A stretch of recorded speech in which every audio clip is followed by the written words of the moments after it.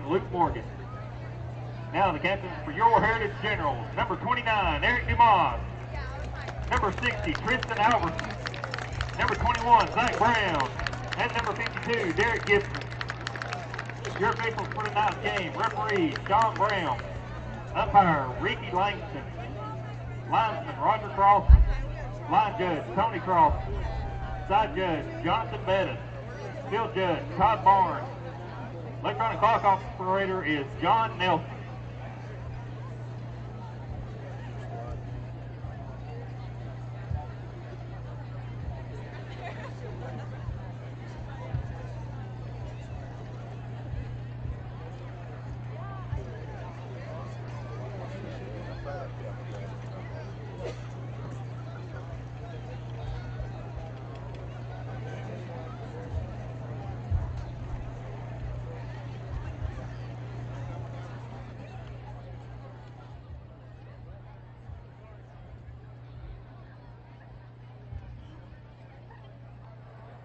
Welcome in, folks. Here we are at Heritage Stadium tonight for a big-time 6 Quad A matchup here. We got Gilmer Bobcats have traveled down the road, a couple hours down the hill to Heritage.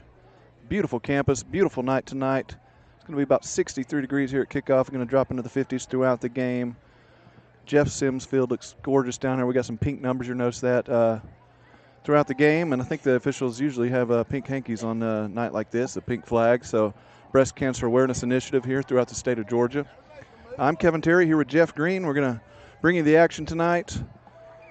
Time to tackle breast cancer. That's what you see there on the cheerleader sign as the teams are about to take the field. There goes Gilmer. And here come the Generals. It's a gorgeous night, Jeff. It actually feels like football weather. It finally feels like October.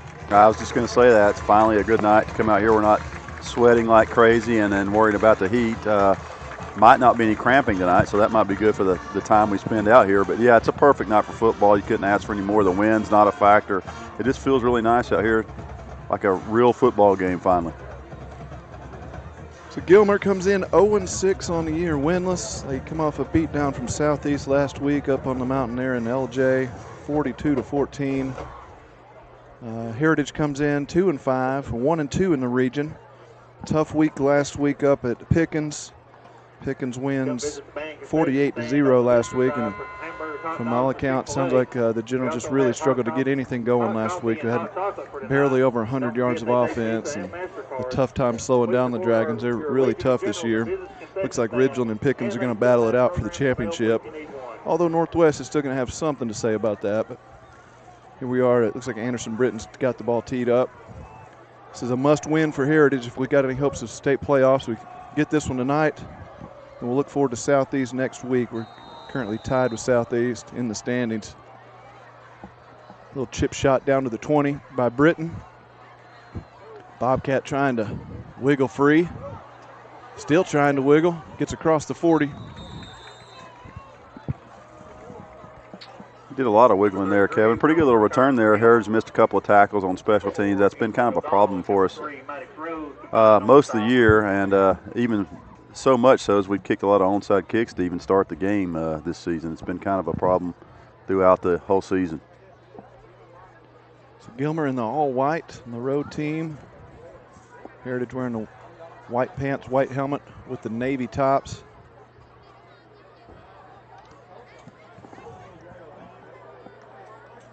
Number 7 for Gilmer, David Smith. He's a senior. Here's the quarterback. He also runs the ball a lot. They actually run more than they throw it.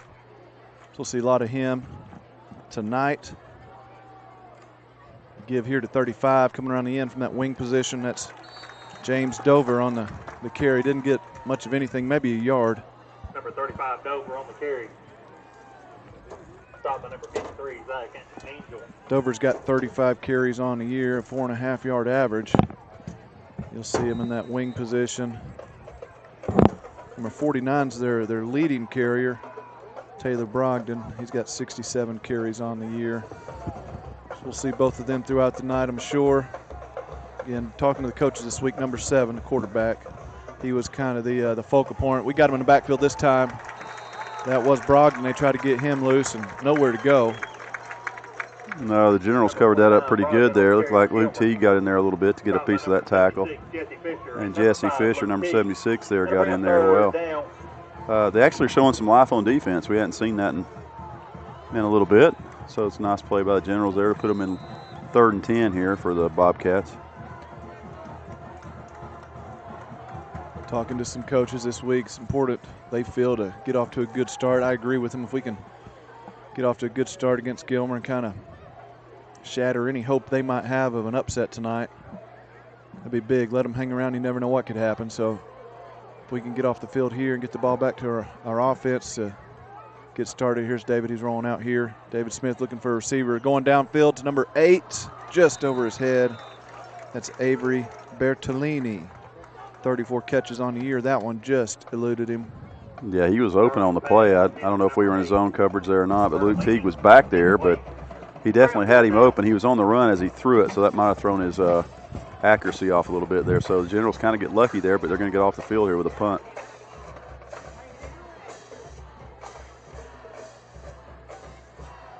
So we got Nolan Letzkus back deep, standing at the 20. He's got another General with him on the far side. Can't quite make out the number from here yet. Yeah, I can't tell either. It might be Wes Lozano. I think I saw him doing some of that over at Ridgeland, but I'm not quite sure yet. I can't see it. Looks like Canary. Looks like number 2. Yeah, that's Cade right. Canary over there, the sophomore. Back here with Letzkus. Uh-oh, we jumped off sides a little bit. Looks like Clint Petty's maybe eager to get a block. Flag on the play. Still going to be 4th down, 4th and 5 coming up. Offsides on Heritage. It's one of those nights if we're really hoping to have a clean game, no turnovers, limit the penalties, and just kind of impose our will on the Bobcats tonight if we can. More penalties and any mistakes as far as turnovers go, we're going to let them have a chance. They do get the punt away. It's going to Canari's side. Looking at Nolan on the reverse. They do flip it to Nolan. He's got some room now. One man to beat. He runs into him. Going to be dragged down about the 45, but into Bobcat territory. Good start for the Generals. Big 1st down, Heritage. Sure was a good little twist there from Coach Hyatt, special teams coach, to put that play in there. Hadn't seen him do that this year. I've seen him fake that one time over at Ridgeland, but it didn't really pay off. But that they got a wall there on the left side, and Letzkus almost broke it all the way. He was well blocked over there on that far sideline. So here we go. Nick Hansen, your sophomore quarterback, is going to lead the Generals offense onto the field. It's the first drive of the night. 1st and 10 from the Bobcat 45. Generals heading southbound down Jeff Sims Field back towards the school. As you mentioned in the open, no breeze tonight, and we're very little. Shouldn't be a factor. Looking for Letzkus there across the middle. Ball just a little high, and that was a hot one too. That was a laser beam. Yeah, he had a lot on that. I think he had Letzkus open, but just sailed a little bit long. It's the first time I think Heritage has thrown the ball on 1st down right out of the gate. They're usually pounding Jeffrey Curtis there, but they went a little play action and had him open, just missed him. Yeah, Jeffrey's got 121 carries on the year, 739 yards. He's looking for 1,000 if he can continue at the pace he's at. He's averaging 105 yards a game. That time went to the air. 2nd and 10 here. 3 receivers to this near side looking this way. That's Canary on a little screen. Got it blocked up. He's going to get across the 40. He can bring up 3rd and about 5. Yeah, he got him out here in some space, and Canary made a couple of pretty good little moves there, but Gilmer shut it down pretty quick to limit him to about 5 yards there, I believe. Cade just about broke down. That's one. Cade's just a sophomore. And the next 2 years, that's going to be one he might take to the house more often than not because we had it blocked up a little bit. So 3rd and 5, big play here. Need to convert, keep things moving. Looking to the far side this time, that's Dylan Bryan. Similar play, we did not get it blocked up very well, and the Bobcats were all over it. I think we're going to lose a yard, maybe 2. Yeah, they had us outnumbered over there. It looked like we had, couldn't tell who was over there trying to block. Might have been Letzkus, but there was 2 defenders against one Heritage blocker, and that ended up in a loss of 1 or 2. So we're going to leave the offense out there. We are on the Bobcat side of the field.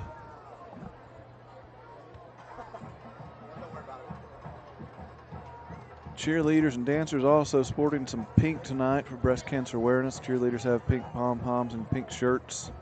Dancers have some pink poms down there. Rolling out here, Hansen's looking to throw. Oh, that was a little confusing. Had Canary and Letzkus in the same kind of angle, the path of the ball there. And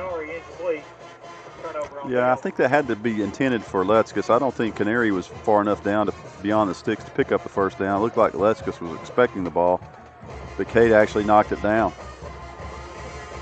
Yeah, probably a little bit closer than the coaches wanted on those routes. But we'll turn it over. So Bobcats offense back out there. Neither offense with a first down yet.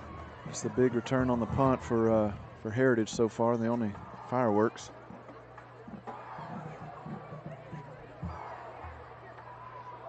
Gives to 35. That's James Stover. Tries to get around that right edge. Gets a couple of yards.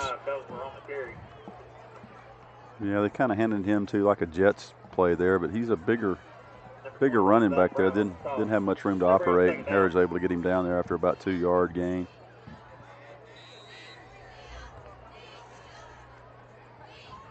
Got Logan Pickett down there asking for the student section to make some noise. Wouldn't be a game here at Heritage without him here. There's no doubt about that. So 2nd and 8. Again, they're looking to run it, this time up the middle. Going to get a little bit of a push for a couple more yards. Not much, though. Now they hit that little dive there, and Heritage had it kind of blocked up there in the middle, clogged up, and were able to bring him down. I think he got maybe 3. So we'll call it 3rd down and 5, right near midfield. All spotted just shy of the 46-yard line. One wide out here to this near side. Bring a man in motion. Uh-oh, we've got some motion there. That's going to be a penalty. Yeah. Was that one of the plays where everybody started except for the center? Or I couldn't really see what happened there. I believe everybody had the snap count except the center, the one that you really need to have it. False start on Gilmer. They bring it 3rd and long now, 3rd and 10. Which, as you can see early on these 2 drives, the Gilmer's offense is not really a big play, explosive kind of offense. They don't want to get in 3rd and long situations. Of course, nobody really does, but they're particularly not much of a throwing team. Yeah, I was just thinking that. They need to be in 3rd and 5 or less. But here they're back in 3rd and 10, and that's what they were on their first drive.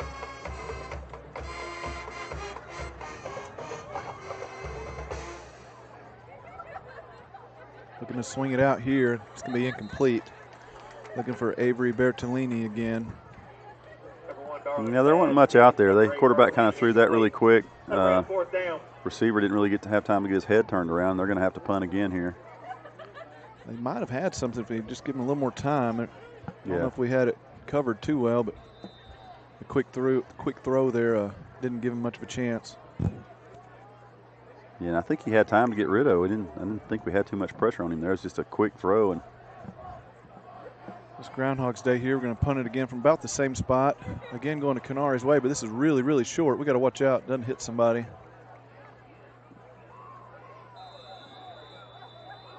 Gilmer's going to let it roll dead, and they're going to mark it around the 26. So no return there on that punt. 6:34 left in this first quarter. No score yet, and no first downs yet. But we're going to change that right here as the Generals offense is going to get back out there on the field. See what we can come up with. Yeah, we didn't hand the ball to Jeffrey Curtis one time on that first drive. I think you may see Jeffrey here a little bit to see if Gilmer can stop him, and I think that will open up some of the passing game a little more for Nick if we can get that run going a little bit. Jeffrey is out there in the backfield behind Nick. We got 2 receivers to this near side, 1 to that far side, a little H-back over there. Good call, Coach. It does go to Jeffrey, and he's got some space. There's a flag on the play, so this one might come back, but Jeffrey's gone. He is chugging down Jeff Sims Field for a touchdown. We'll see what the call is. It's in the area of holding. We'll see what the white hat says. And that is exactly what they call holding on the Generals. Holding on Heritage. Jeffrey ran a long way, and it's all for naught. Sure was. It was similar to the play he busted on Lafayette a couple of weeks ago here, about the same distance, just off left tackle. And the offensive line opened up a pretty big hole over there, and he just outran everybody. He's going to need a breather now after that long run. Yeah, that's a shame. I hate that he has to go out there, but I thought they might do that on the first series a little bit, but went to the air a little bit. But we'll give him a little breather, and then he'll be back in a minute. He did have a big hole over there, but holding might have been part of the reason for that. Yeah, the flag came out pretty quick. I feel like our offensive line should be able to manhandle this Bobcat front a little bit. Should be able to establish something up front there. 1st and 20 now.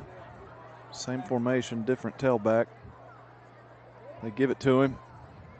Not sure, was this Maddox Rose or Lozano maybe? I believe it was Maddox, and we might have another hold there. Same area that was called on the first run. They're going the wrong direction if it is. Face mask this time on the Bobcats. That's going to move us in the right direction.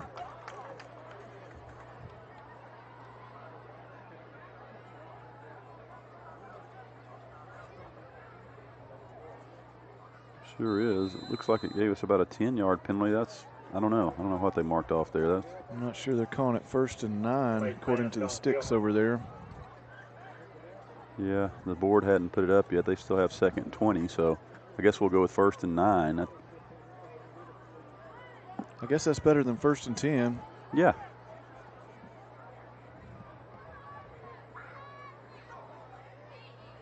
I think that's Maddox Rose back there again as Pete goes in motion. Give his to Maddox. Dancing around a little bit, going to get a few yards on it. Yeah, it looked like they had a little mix-up on the handoff there. Had a little bobble or something there between him and Nick, and he still was able to get up there and get about 4 yards, maybe 3. And looks like Jeffrey's still out here. Yeah, I think I saw Jeffrey run back in there. Good, so good. Maddox came off. Jeffrey's back in after a quick break. Yeah, I see him there. Jeffrey's run for 80 yards, but didn't get credit for any of it. 2nd and about 6.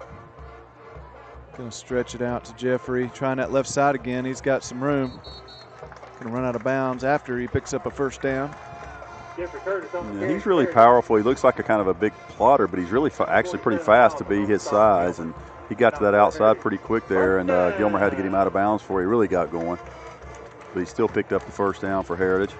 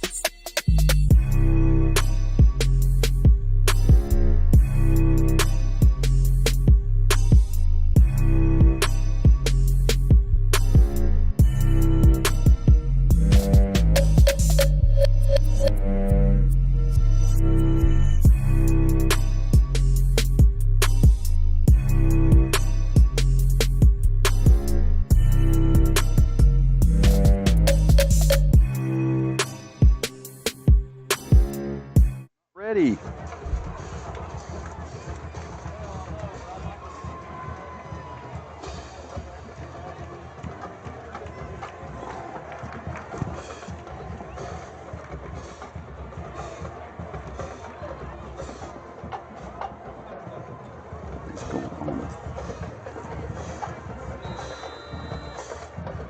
So Hanson on the keeper there. Rumbles for a big pickup and a touchdown. So Ryan Kraft on to add the extra point. For Ryan Kraft is good. And that is good. Your So score, Heritage 4:23 left in this first quarter. And Heritage strikes first. Gilmer 0, Heritage 7.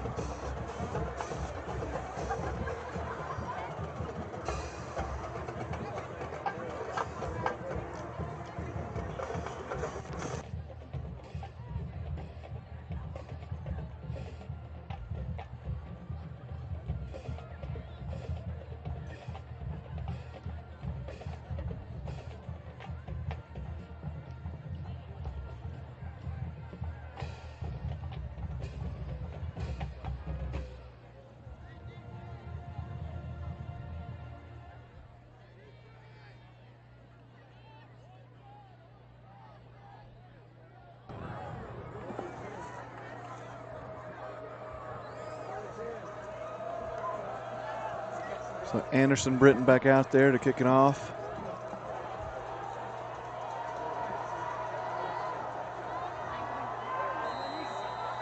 Gets the go-ahead from the White Hat. It is an onside attempt this time. Ball's bouncing around. It's loose. I think we jumped on it. Yeah, I think we got it again there. Looks like number 14's on it. It's a big play there. We're going to get the ball right back. It's Gabe Ogle jumping on that for the Generals. Onside kick recovered by number 14, Gabe Ogle for Heritage.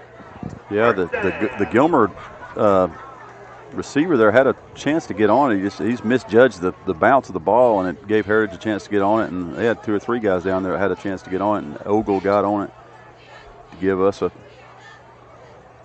another shot in Gilmer territory at the 40. It didn't seem like we really fooled Gilmer on that. They've had to see some of the tape. That, you know, we've been kicking a lot of onside kicks, but they just missed it. They bobbled it and failed to jump on it. We had a couple guys scramble in there and get it. So our offense right back out there. We'll see what if we stay with the ground. Bring a man in motion here. That's Canary in motion. Now looking to throw, going for it all to Letskis across the middle. He's got it. A great adjustment on that pass by Letskis. And he's in for a Generals touchdown. Nick Hansen all the way over the top of the defense. Letskis with a great jumping catch. Yeah, that was really nice. It was kind of good coverage out there, but the Gilmer defender didn't see the ball. And Letskis just went up and high pointed it and came away with a touchdown. And Nolan did a good job of seeing it and making a little bit of an adjustment with his body. The Bobcat defender did not. Another strong arm pass from Nick on that one. Ryan Kraft adds the extra point. So nothing happening early, then all of a sudden, bam, bam, we score twice. Your score, Gilmer 0, Heritage 14.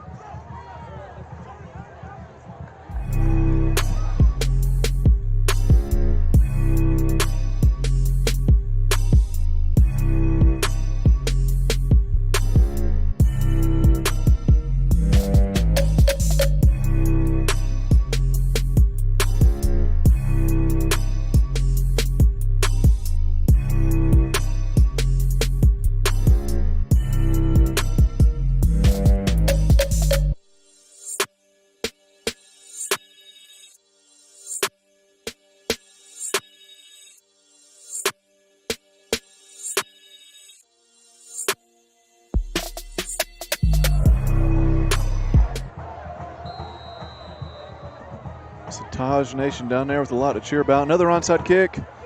Gilmer's going to get it this time. It hopped up nice and high for him to snag out of the air. A couple of them almost fought over it, which I thought might work in our favor, but they were able to secure the ball this time.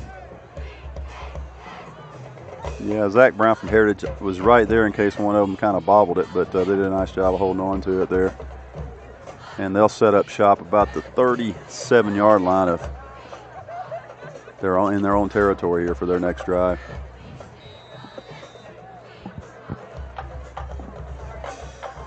Gilmer's offense has got absolutely nothing going so far.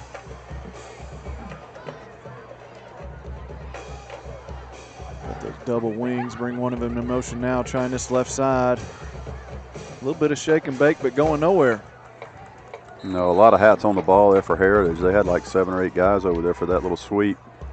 It looked like it had some promise there for a second, but the running back never got upfield. Number 23, Clint Hayes, and number 29, Eric DeMond. That was Smith, who's running a lot of quarterback for him. That time they lined him up at that far wing, snapped it to somebody else, and brought him across.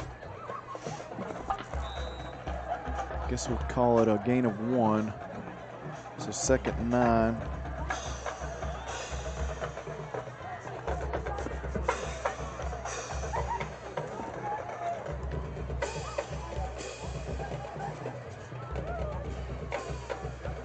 Smith under center this time. No, correction, it's number 1 under center. Give it to 35. He's got a little bit of room now. He's going to pick up a first down. His first real positive play from the Bobcats. Number 35, Dover. That's James Dover on the carry. Yeah, had a little misdirection kind of play there that kind of fooled Heritage a little bit, and Dover made a nice run, picking up the first down. It's number 1, Seth Darling under center that time. Freshman quarterback. Again, David Smith, number 7, runs quarterback a lot for them, but they move Smith around, try to get him the ball in different ways. This time they've got Smith out wide at a wide out position. So Darling under center. Swing it out there to Smith. He dropped it. It was right in his hands. There was a general ready to smack him, though, as soon as he caught it. But yeah, Maddox Rose was out there. It looked like he tried to run a little bit before he caught it, and that caused the drop.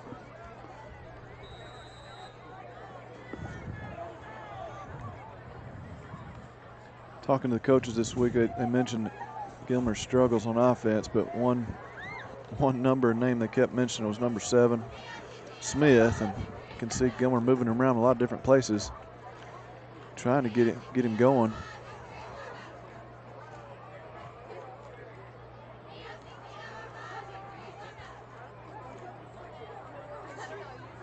This is Bertolini, I think. Nothing doing though. We got him stacked up at the line of scrimmage. Yeah, that play hadn't worked for them yet. The one successful run they had, they kind of had some peel-back action off that coming the other way. But Heritage's defensive front's playing pretty good so far this evening. Only 1 first down so far for Gilmer. So we had 2 men. We've got as many touchdowns as we have first downs, I think. Yeah, a couple of big plays. Big run. 1 big throw. Bring Dover in motion, looking to throw though. Smith looking to throw, just lobs it up into the air. Intended for number 42. There's a little bit of contact, but both players were just trying to make a play on the ball. Yeah, if it wasn't raining before, which it wasn't, that pass might bring some. That thing was one of the highest forward passes I've ever seen. 42, Austin Damon for the Bobcats on the intended reception. That had some hang time that Ray Guy would have been happy about. 4th and 10, the Bobcats needing to channel Ray Guy here as they're punting again. This is, I think, their 3rd punt. We're still in the first quarter. A bit of a rugby style, get a running start, kick it out of bounds around the 20-ish. We're going to mark it at the 21. So 1:44 left in this first quarter. We're up 2 touchdowns and we're about to get the ball back.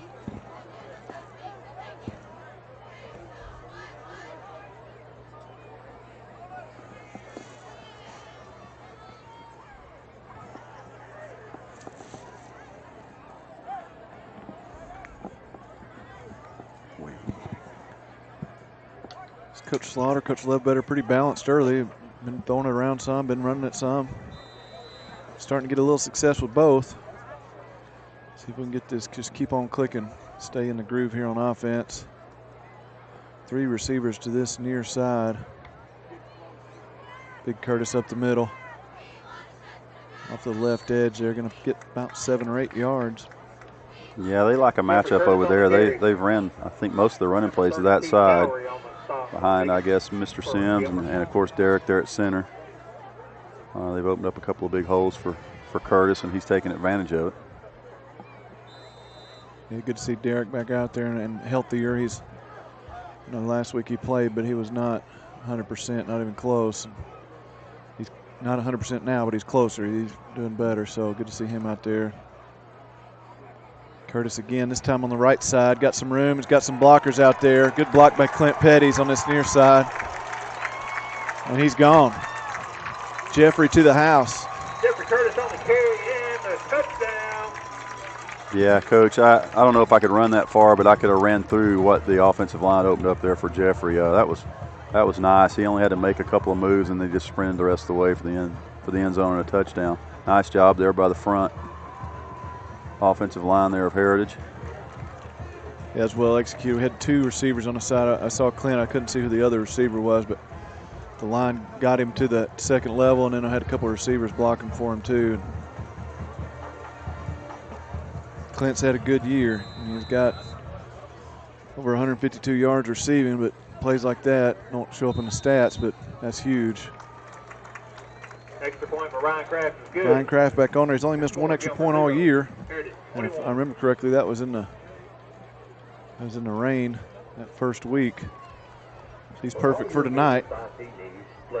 Off to a good start so far. 54 seconds left in the quarter. We're up 0-21. Voice of the Generals for contact information.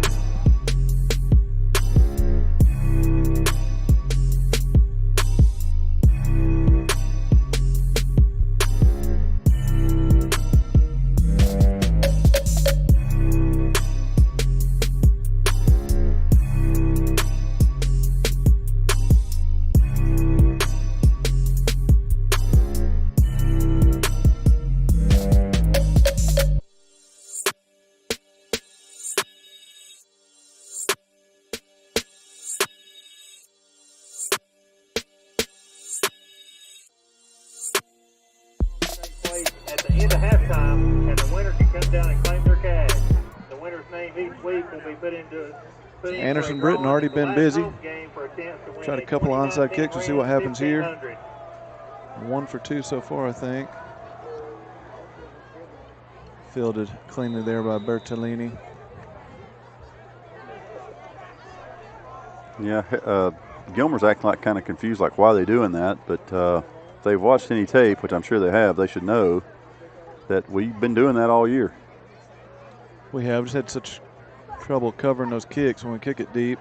The 2019 Ram 1500. And a lot of it might have had to do with the injuries too. A lot of our guys were hurt, and they were having to put some of the guys that are normally in special teams in the starting lineup. So probably saving some wear and tear on these guys getting down the field too.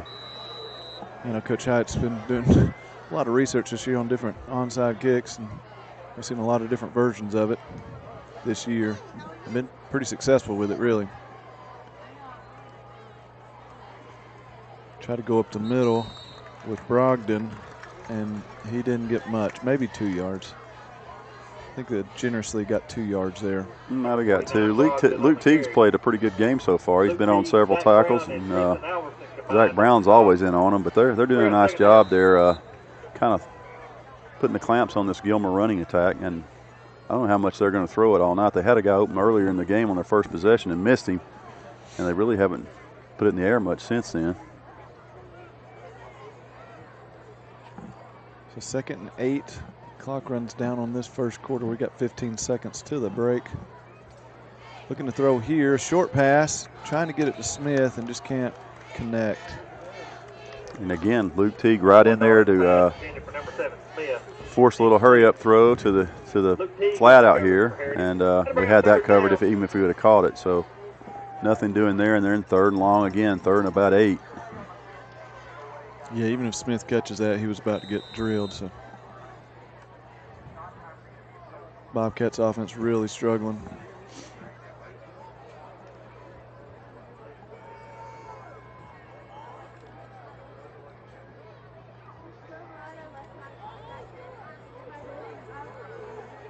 Third and long, they do send 2 receivers to the far side. Rolling that way. Got a man open, number 42. He's got it. Got the first down out of bounds around the 40. That was Austin Damon on the reception. Clock is going to run out on this first quarter. So good start for the Generals here at home. Gilmer 0, Heritage 21.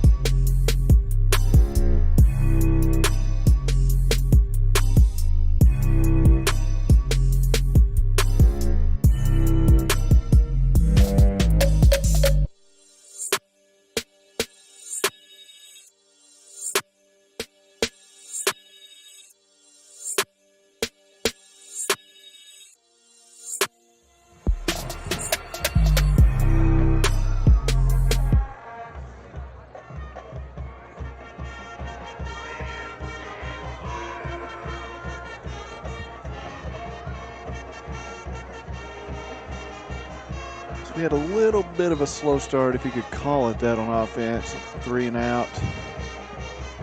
Penalty that backed us up on that next drive. But since then, it's been an offensive explosion. Everything has worked. Yeah, Coach Slaughter's done a nice job and his staff of getting ready for this game. I know they wanted to get the taste out of last week out of their mouths and get some good things going here at home against Gilmer, and they've done that so far. 21-0 first quarter. Yeah, rough week last week. 46 yards rushing, only 61 yards passing. That's a total of 107 for the game, and we're well past that already tonight in one quarter. Pickens, it'll be interesting to see how they finish up. They're at Northwest tonight, and they've still got to play Ridgeland too, so a lot to be decided at the top of the region. We are right in the thick of things, right in the middle of the region. We're 1-2. Lafayette's 1-2. Southeast is 1-2. And it's all going to be kind of shaking out these next couple of weeks. If we can go on and secure the win tonight, which are off to a good start, that'll be a big matchup next week against Southeast down there on the road. And it just might decide who's that fourth team in our region going to the state playoffs. Yeah, and if you have a little slip up, it could end up one of those 3-team playoffs again that we had a couple of years ago down at Cahola Creek. But hopefully, this one's looking pretty good right now. I know we had a big lead against Lafayette and kind of let it get away. We're still able to secure the win there at the end, but hopefully that one won't get to this. It looks like we're on the way to something good here tonight, hopefully. Yeah, Gilmer not looking near as threatening as Lafayette's offense that night. Second 15 here. Smith rolling to his left, looking to throw. Got a couple of receivers nearby, but the ball was right in between both of them. That was Corbin Singleton and Avery Bertolini on the routes over there. The ball landed about 5 yards from either one of them. Yeah, I like Smith's arm. He throws a nice ball. He just hadn't been as accurate with it yet tonight. But looks like looks pretty good. His footwork was really nice. He set up there, squared up, and threw it. Just settled a little bit on him. He doesn't throw it a ton. He's only got 43 passes coming into the game. Nick Hansen's got 161 by comparison. Wow. So they like to run it, but they've also been down in a lot of games, and they're down early here. Plus, our secondary's been a little suspect this year, so they're hoping to have some success through the air, but not so far. They've only completed, what, one decent pass? One pass there, and that one was, I might have jinxed him there. That throw was really short. He skipped that one up there, running to his right. He's been on the move a lot throwing. And that one came up about 3 yards short. It was going to be short of the first down had the receiver caught it over here on the near sideline. So punt team back out there. Punter might be busy tonight, already been busy. I had a few of those nights back in my playing days. It's a punter for the Tigers. I know I had a 12 punt night one night, another one punted 10 times. The Gilmer punter's well on his way to one of those nights. He sure is. We're early in the second quarter, and he's been out there several times already. Ball's going to be spotted right on the 20-yard line. This is the second quarter, so we have flipped around. The Generals heading northbound now, back towards Boynton.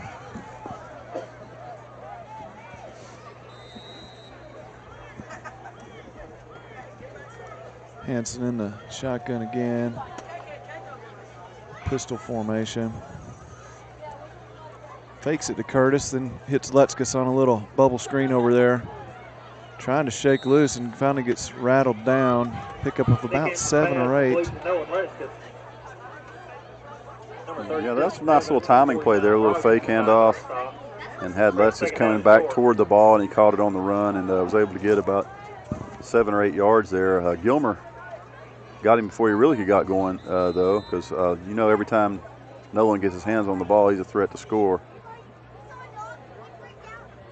He almost shook loose, and right when he did, he had a couple of extra Bobcats on the way to knock him down. 2nd and short.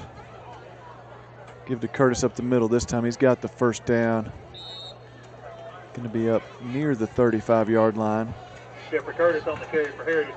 Again, a good job by the offensive line there, just kind of pushing forward. He didn't really meet much resistance until he already had the first down.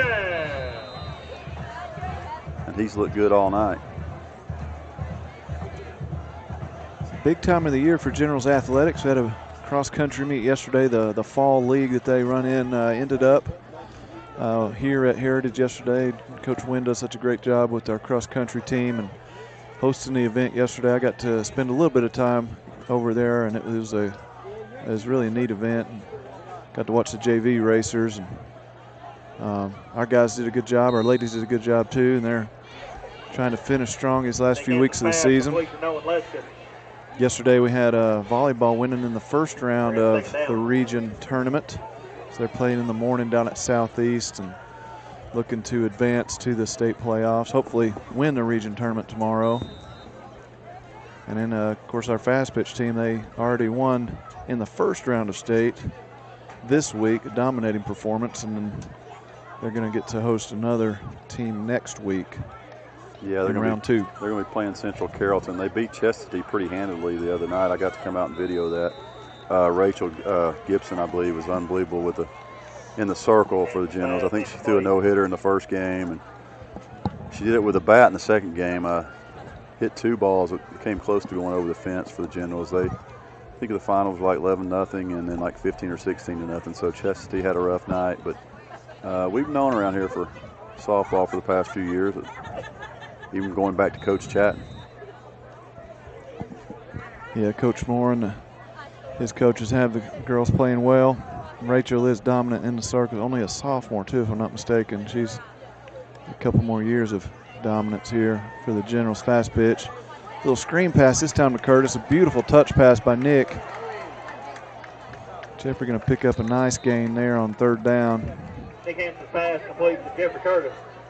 That's one of those throws that just really impresses you. And he's got the cannon. We've seen him already earlier throw 50 yards down the field on a line, and then that time just a nice little touch pass perfectly over the shoulder for Jeffrey.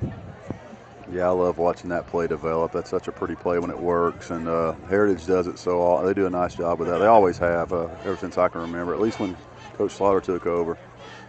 They've utilized that a lot, and it's paid big dividends.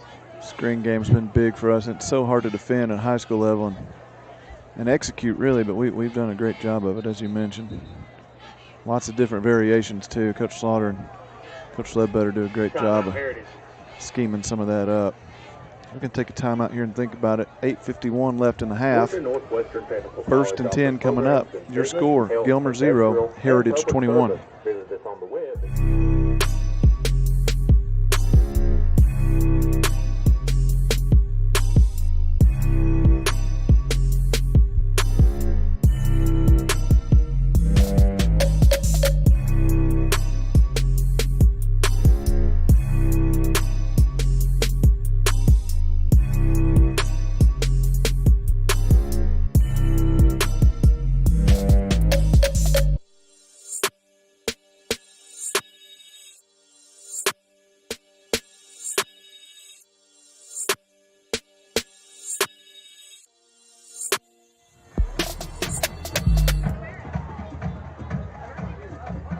Coach Slaughter just wanted to think things over, see what he came up with. We got 3 receivers to that far side.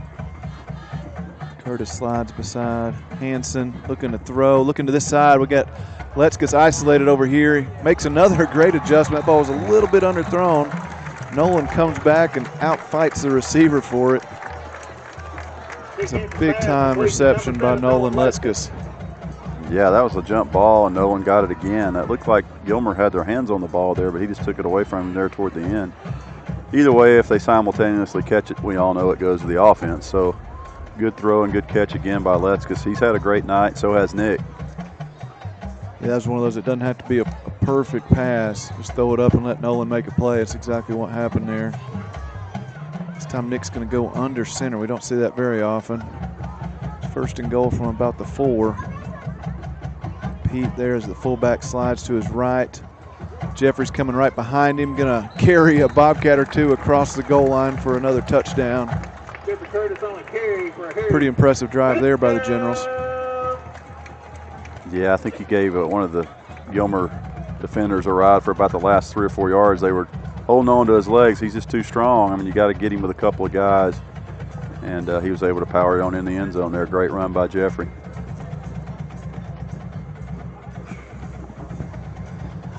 So again, Ryan Kraft jots out there's 18 of 19 on the year coming into tonight.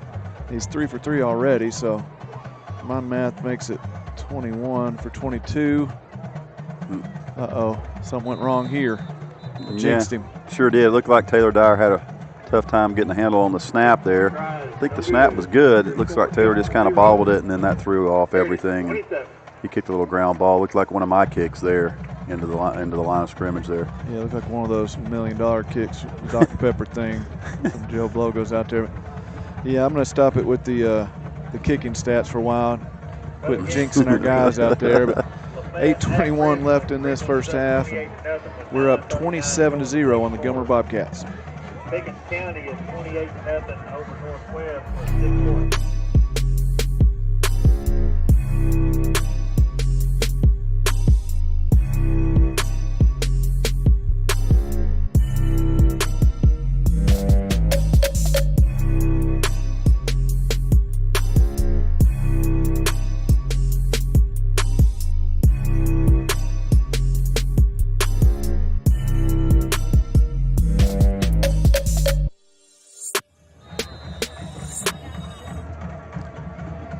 Already a little bit of a Generals party tonight, but we all remember Lafayette a couple weeks ago. We're not going to let up tonight. We're going to corral Bobcat right around the 20 on the kickoff. Number 23, Ledford on the return. Yeah, it looked like Kent and Aaron made a nice play there on special teams. So we don't usually kick it deep like that, but Generals had pretty good coverage there, keeping them about the 20, 21-yard line. I don't want to let up any, but it might be a good opportunity to work on coverage a little bit. Kick a few of them deep like we just did. It's 1st and 10 for the Bobcats. We did get a out-of-town score. Pickens at Northwest tonight. And Pickens up 28-0 in the second quarter. Pickens looking like the real deal this year and looking like they're headed for a big-time championship-type game against Ridgeland for a winner-take-all thing here in the Region 6-4A. I believe they are, and I talked with the broadcasting teacher, my buddy Tuck Watts, over there at Ridgeland this week, and found out that Ridgeland Pickens, I believe it's next week, is up for the game of the week in Atlanta, in the Atlanta area. Fox 5 does a game there in Atlanta, and they're one of the 4 or 5 games they've got kind of slated there that could be the game of the week, which that'd be huge. I know that's going to be a big game here, but to get some recognition down in Atlanta, that's pretty good for our region. Pickens, the Dragons looking like they're legit, and Ridgeland always athletic, and they're strong again this year, but there's some chinks in the Panther armor, so I wouldn't put it past the Dragons to beat them this year, but still a lot of football to be played, and it'll be decided there on the field for sure. This time Smith's able to pick up a first down for the Bobcats. Against one of the few positive plays for Gilmer tonight. Yeah, he's been probably the one I've been most impressed with them so far. That was a pretty nice little run and little shifty moves there to get through our defense there. They've got to try to keep the ball in his hand as much as they can. He's going to have a little help, though. So 1st and 10. Bobcats heading back towards the school. Spent most of the night in their own territory. Smith on the keeper here, maybe a couple yards. Number 7, Smith on the keeper. Zach Angel on the stop. Yeah, Angel made a pretty good play there. He's had a couple of good tackles tonight. There was no room there. I mean, there's a little keeper to the right off tackle there on the right side. Actually got outside, but there was no blocking out there at all.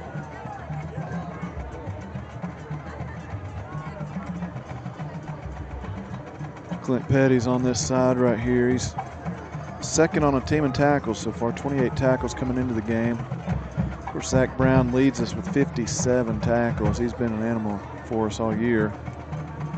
This is big 49, Taylor Brogdon for Gilmer. Pulling the pile with him for a couple, maybe three. Number 49, Brogdon on the carry for Bobcat. It's going to bring up third and a long 5. I'll probably call it 6. Third and 6 coming up. That'll bring up third Yeah, down. Zach Brown and Angel got another tackle over there on that left or right side of our line. Petty's has been awesome. I started noticing him in middle school. To me, and I hope he doesn't get upset about it. He doesn't look like a football player to me, but when you watch him play, you're like, wow, this guy, he can play. He just comes up with so many things. He can catch the ball, he can run, and he even plays defense. He's awesome, and I like everything he does for us. A little bit of option here. Smith looked like he was going to keep it, flips it out to Avery Bertolini, who's going to get the first down. So Gilmer going into a little bit of a bag of tricks there. We haven't seen him run the option a whole lot. Yeah, I haven't seen many teams run the option lately. It's mostly spread and throwing it around. When I was watching that play, I was like, wow.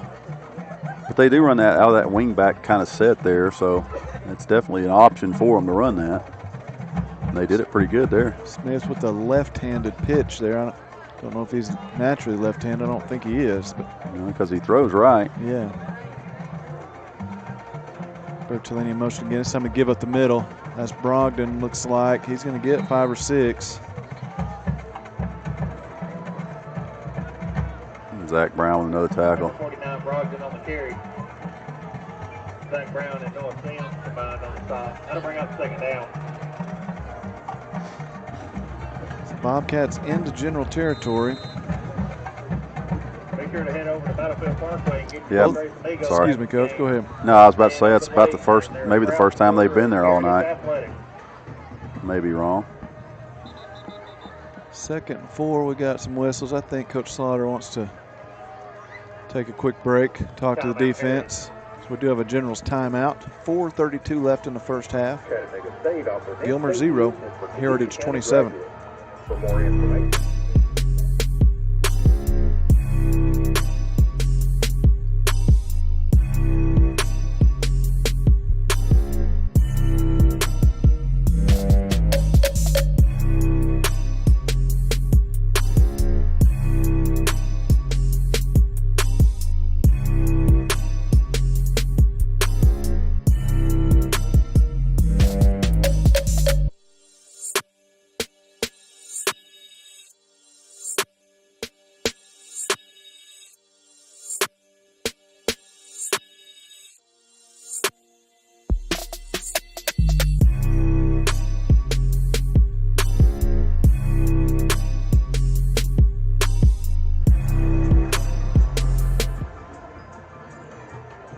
Second and 4. Coach Slaughter's having a little bit of discussion with the officials about something. Yeah, I'm not sure what's going on there. I didn't notice that. It was a good catch there, Coach. Seemed like they all gave each other a thumbs up, so I guess they got it worked out and they're friends again.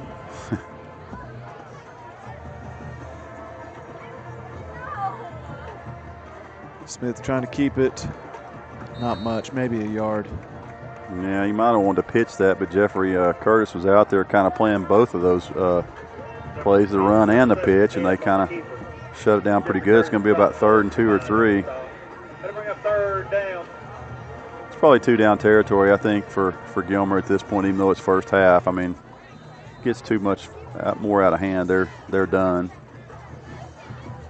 It's the first little bit of rhythm they've had, or positive, at least forward momentum. Couple of first downs. 3rd and 3 here. Lots of action this time. That's Bertolini, who's got a crease. That looked like some old school football there, with guys going every which way. Yeah, that was that misdirection play they ran earlier today. It kind of reminds me of what the Cleveland Blue Raiders used to do up there in Tennessee. It's just a nice little play that's kind of coming back against the grain, and it's opened up twice for them for some pretty big yards. 3:30 left in the first half. Both bands have made their way down onto the tracks, into the area behind the end zones. Are warming up and stretching out. Legion of Generals, as always, just fantastic. Coach Calloway does such a great job with them. Brogdon on the carry, going to plow over a general tackler. Yeah, Maddox Rose tried to get him down high there, and he probably won't do that again. Brogdon's pretty big. And Maddox isn't a slouch either, but just kind of ran right over him there. Yeah, Mr. Calloway's got the band winning all kinds of grand championships all over the South already this year. Phantom of the Opera, the show, and it is fantastic. Some great moments. Bring chills as you watch it. He just every year just seems to just reproduce excellence over and over again. Just does such a great job with the band. I love walking down there to near his room in the school and listen to him play. He's a perfectionist, man. You can tell that he cares so much about it, and they're always good. I don't think I've ever seen him out there and said, "Man, what are they doing?" I don't know much about bands, but I know they're really good.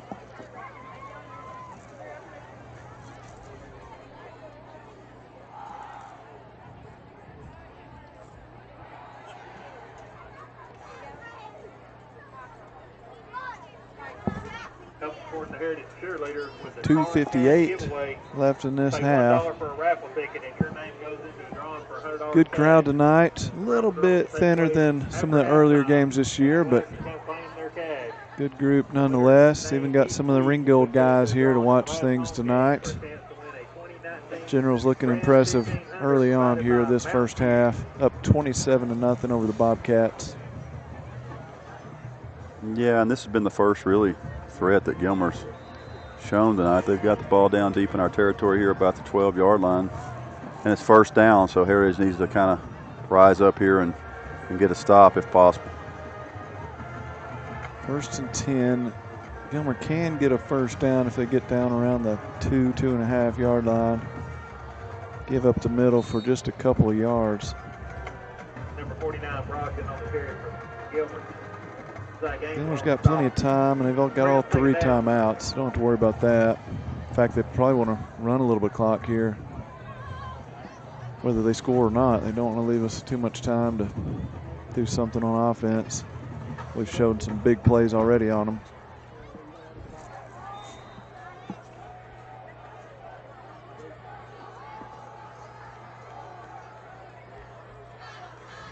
Smith under center. Keeps it, faked it up the middle. He's going to keep it around that left side. Going to get down inside the 5 yard line. It's going to be 3rd and about 2 or 3. And again, you can't get a first down without scoring a touchdown. So just a couple of yards to go. Well, he pulled that out really late. Luckily for the Bobcats, there wasn't a ball on the ground there. I thought he had given it to the fullback, but he pulled it out and actually got around the corner and made some positive yards there, but there's still a couple of yards short of a first down. 1:40 on the clock. Smith under center again, going to just sneak it. Going to get the first down and maybe a touchdown. He does. So just a quarterback sneak right up the middle. Got a good push from that offensive line, and the Bobcats are going to find the scoreboard for the first time.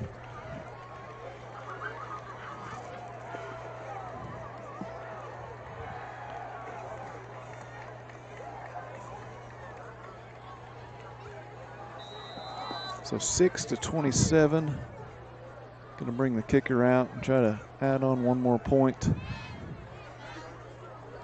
He almost blocked it, but we didn't, and it's good. So 1:30 left in the half. Gilmer on the scoreboard. Gilmer 7, Heritage 27. Heritage 27.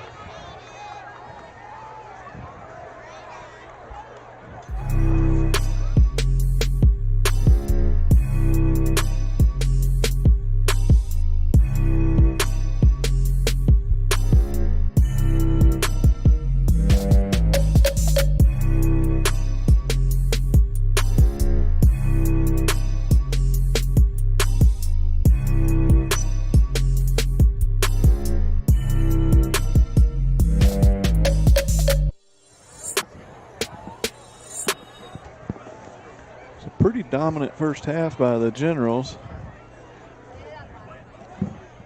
Only up 3 scores though, and we've been here before with a little bit of a lead that we let disappear, but something feels a little different about tonight. The Bobcats had a good drive there, but other than that, haven't had much going all night, and they don't have much quick strike capability. They're just more of a 3 or 4 yards at a pop. And the last couple of drives, last 2 or 3 drives, they haven't been able to stop us at all. A little onside kick by the Bobcats. We're going to let it just go out of bounds, so that will draw a flag.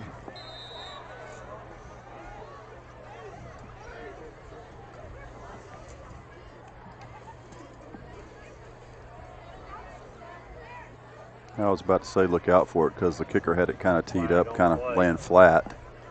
And Heritage had a few guys up there, but he kicked it a little bit too hard and didn't really give himself a chance to get on it. Yeah, that was well judged by our guys. It's one of those where it was clearly going to go out of bounds, so they just kind of let it go rather than try to knock it down or jump on it. Looks like Heritage is going to take over where it went out of bounds, or yeah, around the 39-yard line. So plenty of time for the Generals to get down there and get some points out of this with this good field position off the kickoff. We've used our timeouts, but we've got 90 seconds left in the half, and every first down the clock will stop, at least momentarily. We got some motion, got some movement.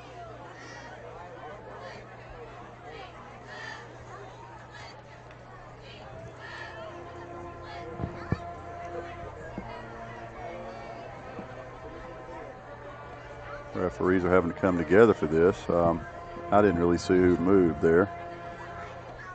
I didn't either. They're discussing, they've got a zebra convention out there around the 42, 43-yard line. They're trying to figure it out. Yeah, usually these are pretty obvious. It's either offsides or it's a illegal procedure or a false start maybe, but let's see what we get here.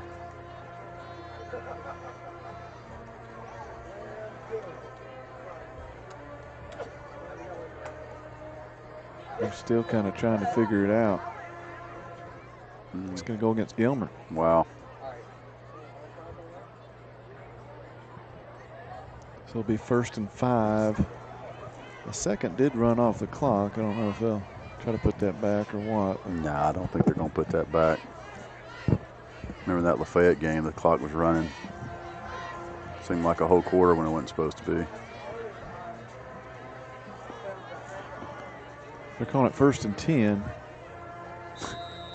They move the sticks on the far side. Looking this side to Clint Petty's. He's got it. He's short of the first down. Clock's going to run. We do have a flag come in, though, that'll stop the clock. Yeah, I thought and another flag come in, too. So I think somebody hit Petty's late, and then Petty's might have retaliated. I'm not sure what happened. I thought for sure that one of the Gilmer defenders kind of had a little extracurricular activity there on Clint on the initial tackle. He kind of got his face mask and kind of pushed it back. I didn't see what Clint did to respond to that, but with 2 flags, evidently there's going to be probably going to be a flag on each team here. I couldn't see what Clint did either, and he may not have done anything, but just looked like he might have reacted because then the official threw another flag, but it may both be on Gilmer. Could be. I think the first one definitely should be, from what I could tell on the camera here. Like you said, I didn't see that second part here. It's kind of over on the Heritage sideline, and we're kind of screened out. I don't know if someone from our bench may have done something. We're about to find out right here. Face mask on Gilmer. Personal foul on Gilmer. So it's going to both go against Gilmer here. Clint's not one to lose. I mean, I've never really seen him lose his temper like that in a situation like that. You know, we've had him in basketball. He's usually pretty calm. So it looks like he did that here, and we're going to benefit a little bit out of it. The clock's going to stop. We're going to get about an extra 15 yards for sure. And it might tack on 30. I don't know how they're going to mark this. Yeah, Clint's a cool customer. He's pretty even keel, pretty easy going. I didn't really see what happened. I just kind of assumed the way that flag come in that maybe Clint had retaliated, but he did not. So I apologize to Clint and his family for miscalling that. Well, I mean, that's just that's normally what happens in all those cases, and you know, Clint showed some good judgment there because you could easily have done that. So 1st and 10, and we really haven't done much football to move down the field about 30 yards with 10 seconds coming off the clock. So we got 1:20 left in a half. Ball spotted right on the 30-yard line. And Gilmer's kind of helping us move on down the field here. Nick looking to throw. Screen pass. Got Jeffrey with some blockers. The convoy's going to find his way all the way down into the end zone. That's good patience there at the end. He kind of slowed up and let his blockers move on over. Jeffrey takes a little bow there in the end zone. Yeah, that's kind of been his calling card the past few times he's scored a touchdown. And we've talked about the screens, and nicely done there. He had an escort service going down the sideline there with 3 or 4 blockers out in front. And it made it kind of easy until he got to around the 5-yard line. Then he had to kind of use some of that strong muscle that he has to get in. And once he gets that lean going, he's gonna go about 4 or 5 more yards before he hits the ground. So good answer there by the Generals. Again, helped by some Bobcat penalties. Kraft on, no issues this time with the extra point and the hold. So 103, that's a quick strike there. 103 left in the half. Gilmer 7, Heritage 34.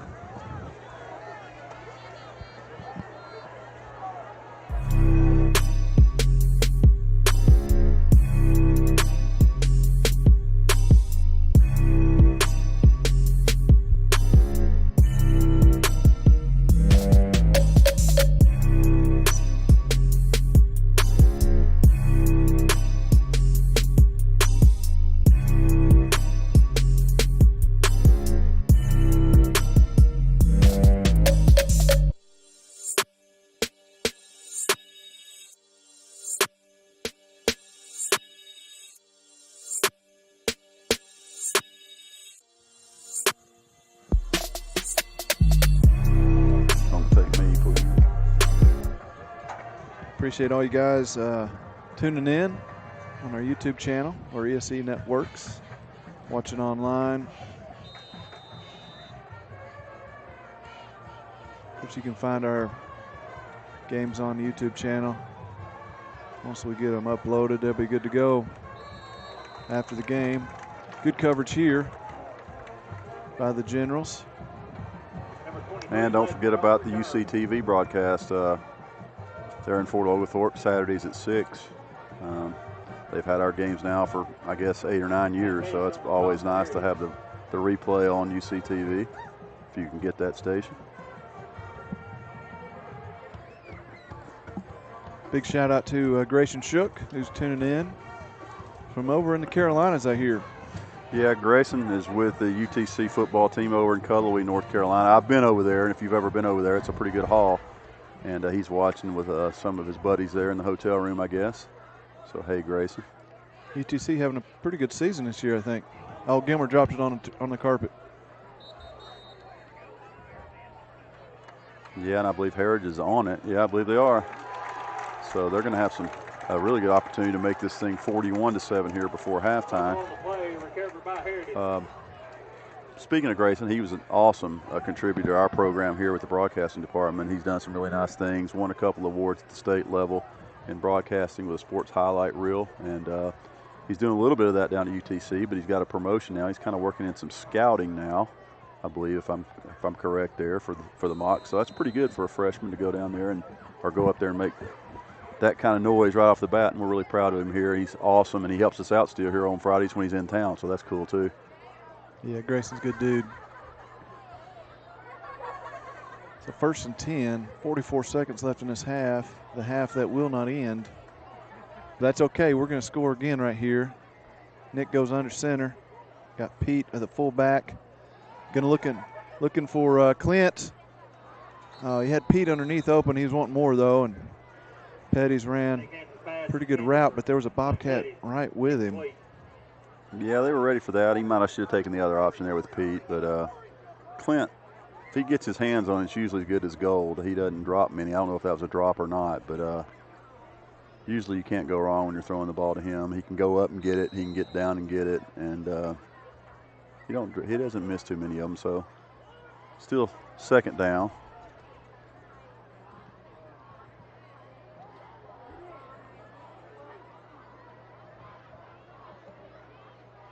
This time Clint comes to the near side.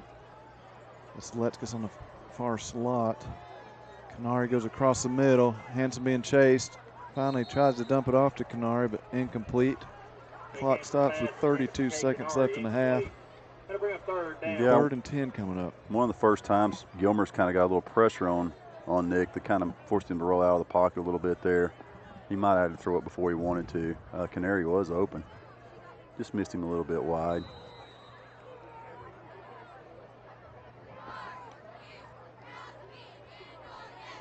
So again, we got Letzkus in the far slot. Dylan Bryan wide out to the far side.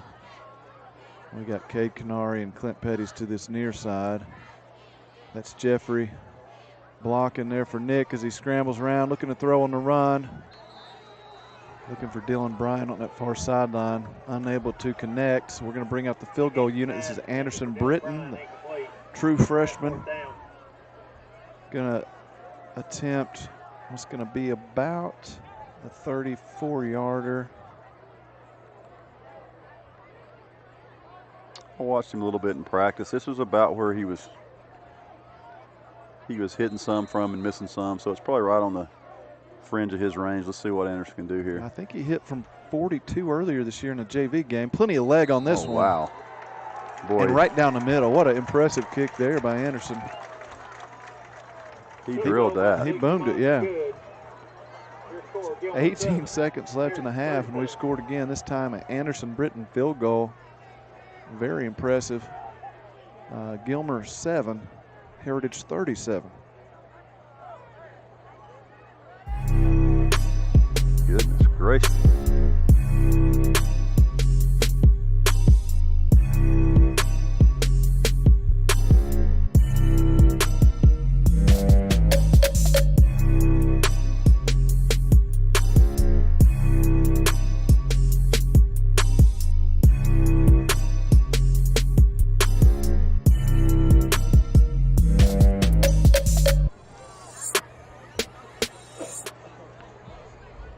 Britton right back out there. He's been busy tonight, kicking off.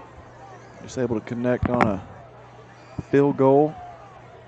34-yarder. Would have been good from 44 or maybe longer than that. See if Coach Hyatt gives him a chance to boom one into the end zone right here since he's jacked up. Short little chip shot. I think we got a little bit of a head start on that one. Flag on the kick.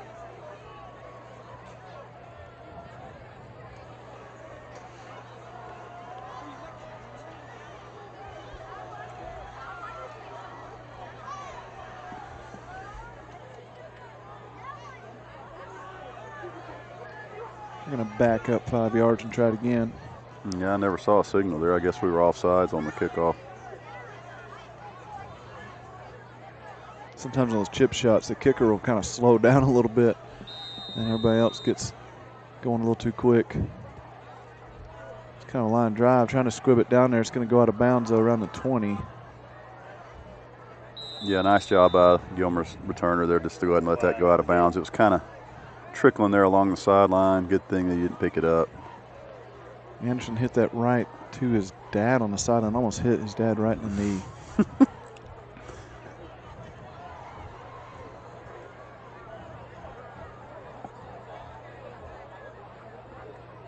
Mr. Britton, a good Heritage supporter. His daughters, 3 daughters came through our system. Now Anderson's coming along. Mr. Britton, too, has been an official and kind of head of officials for a while, too, and oversees some of the officiating in the region. He's a good guy, knows a lot about it, too. Yeah, he was on them over at Ridgeland a couple of weeks ago. I happened to be down the sideline shooting, and he was talking to some of those guys, letting them know what they had done right or wrong. This is Brogdon here with a first down pickup. Going to stop the clock with 12 seconds. We'll see if Gilmer uses a timeout or if they're just going to go to the locker room. Well, it'll stop briefly before they get the chains set, but they do have some timeouts if they want to think about throwing something up toward the end zone here, but Looks like they're just going to get in the center and play it. We got an extra guy on the field here if they snap it quickly. Yeah, General trying to get off the field. He lost his shoe. Cinderella with a glass slipper around the 35-yard line.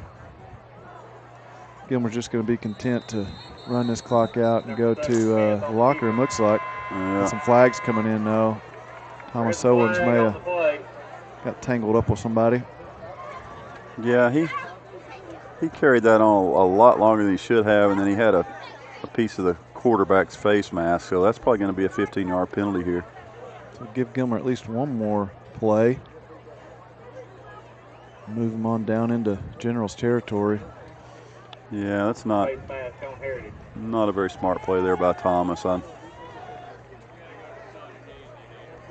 probably should have held on to that one for the second half, or if he wanted to get some anger out. But this is going to give them maybe a shot to throw an untie them down here, where they can do something with it if they like. I didn't really like the call from Gilmer there with your quarterback. If you're just going to run the clock out, I don't want to get him hit. And he got kind of stacked up there, and Heritage took some shots, at him, and didn't really let up after the whistle blew either. The ball's all the way down to the 37 of the Generals. Yeah. If you had Matt Bryant, you could bring him out here, but they don't. So they're going to have 3 wide. They got Smith all the way out here to this near side, going to sling it to him. Maybe a double pass. Well, you need it. That should be. Looked like it was a backwards. They're going to call it incomplete. I didn't have a great angle on it. It was close to a lateral. That will send us to halftime. We'll get ready to listen to a couple of great bands. The Bobcats will go first, then the Legion of Generals will perform Phantom of the Opera. We'll be back with the second half call in just about 20 minutes. Your score at halftime, Gilmer 7, Heritage 37.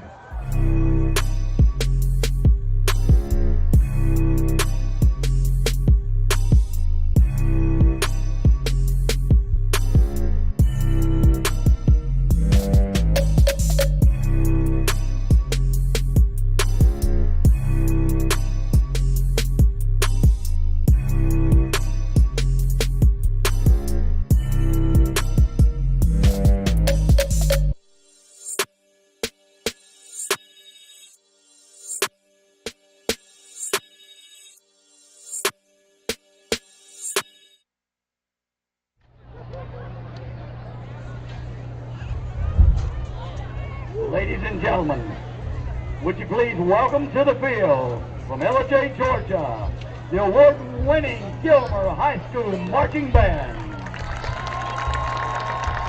The GHS Band is under the field direction of Drum Major Bella Sanford, Assistant Drum Majors Jada Ellington. Percussion section leaders are Bailey Brown and Hope Cribb. The 2018 Color Guard captains are Chelsea Smith and Taylor Sellers. The GHS Band is directed by Mr. Joe Fluger and Miss Holly Kinsey. GHS Color Guard coordinators, Ms. Jessica Kemholt. Tonight, the GHS Band will be performing their 2018 production entitled Love, Peace, and Joy. Tonight's show starts off with a powerful rendition of Can't Help Falling in Love, made famous by the king of rock and roll, Elvis Presley. The second number features the GHS percussion section before they turn it over to the GHS Band, playing the Spencer Davis Group's Give Me Some Loving. The band will then perform a peaceful ballad, which features the song Bridge Over Troubled Water and the timeless classic Imagine.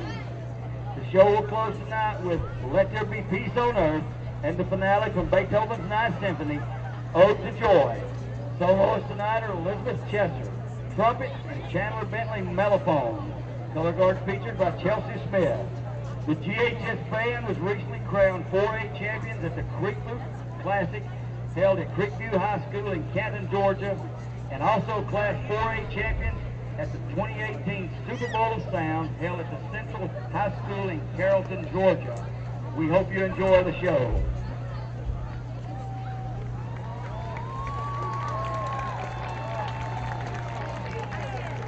And now, would you give a warm heritage welcome to Drum Major Bella Sanford and the award-winning Gilmer High School Marching Band as they perform Love, Peace, and Joy.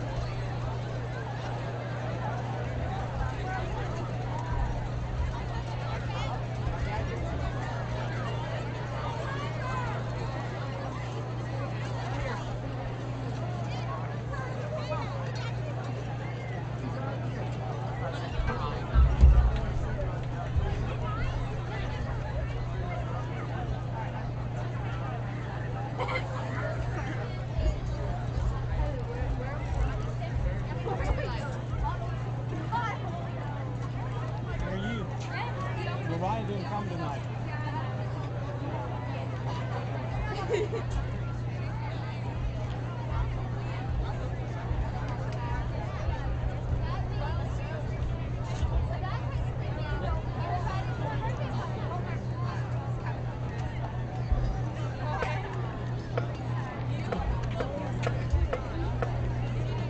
Ladies and gentlemen, on behalf of Heritage High School Principal Ronnie Bradford, please welcome the 2018 Heritage High School Legion of Generals.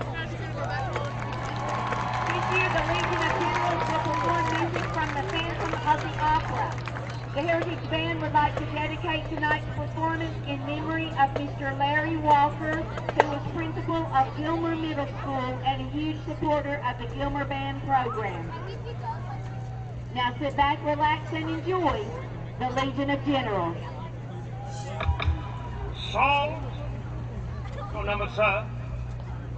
Lot 664, ladies and gentlemen. A chandelier in pieces. Some of you may recall the strange affair of the Phantom of the Opera. The mystery never fully explained. We're told, ladies and gentlemen, that this is the very chandelier which figures in the famous disaster. Our workshops are repaired, and wired parts of it for the new electric light. Perhaps we can frighten away the ghost of so many years ago with a little illumination. Gentlemen.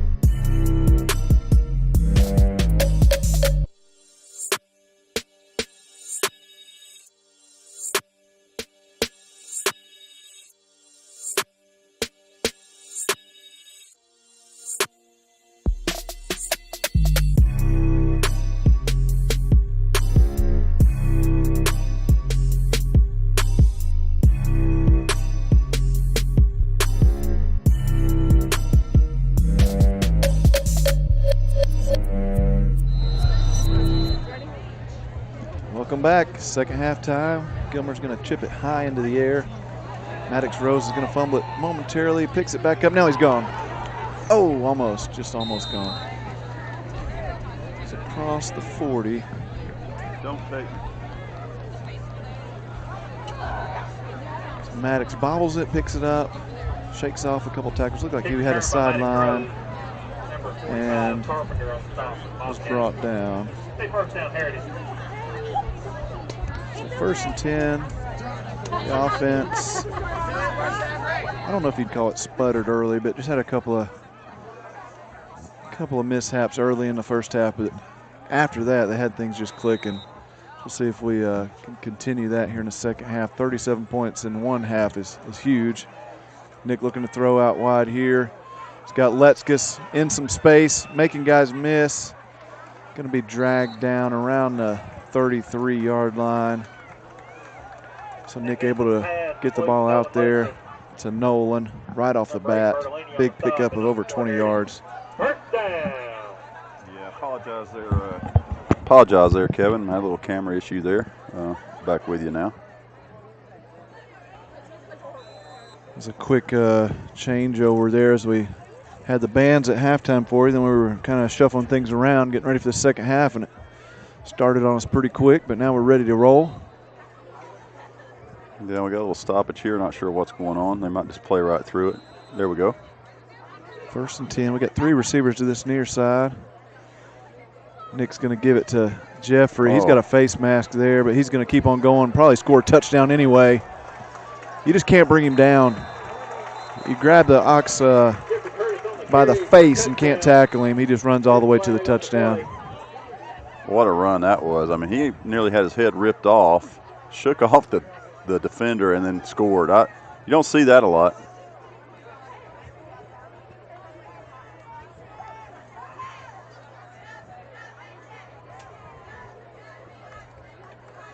So that is the call, a face mask. I think everybody saw that. Could see that all the way from LJ. Yeah, that was crazy good there, and there it is officially face mask. Touchdown is good. I think was it 3 for Jeffrey tonight? Yeah, and they've all been, well. Maybe 4. I don't know. He's had a screen pass. He had a long run earlier. Yeah, 2 long. He said 3 or 4 touchdowns. A good night for Jeffrey.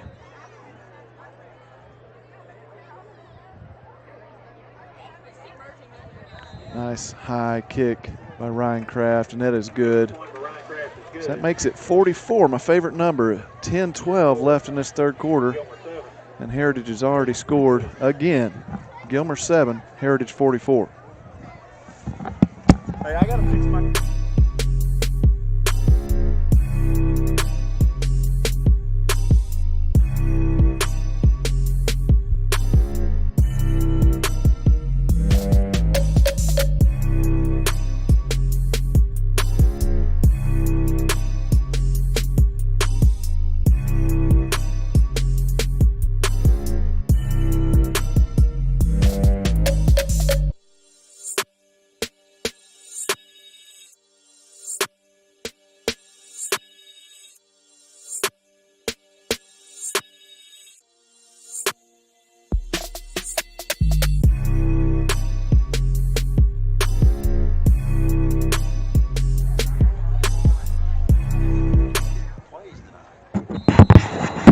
Britton back out there to kick it off.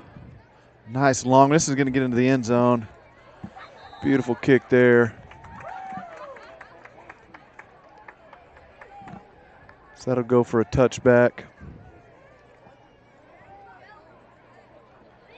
A gorgeous night for football as the temperatures dips down into the 50s now. About 58 degrees and not much of a breeze, so it's quite comfortable. Although jackets are pretty much required. Light jackets anyway.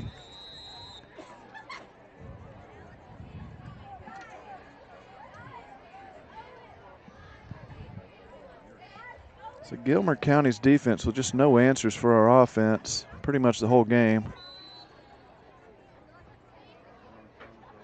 Pretty good stop on their running back there.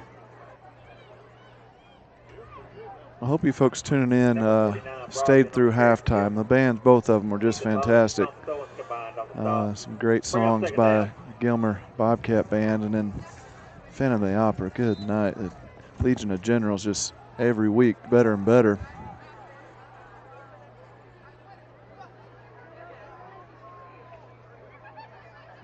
I've got several band kids in class, and they're very proud of the show, and they should be. It's absolutely phenomenal, the job that they do.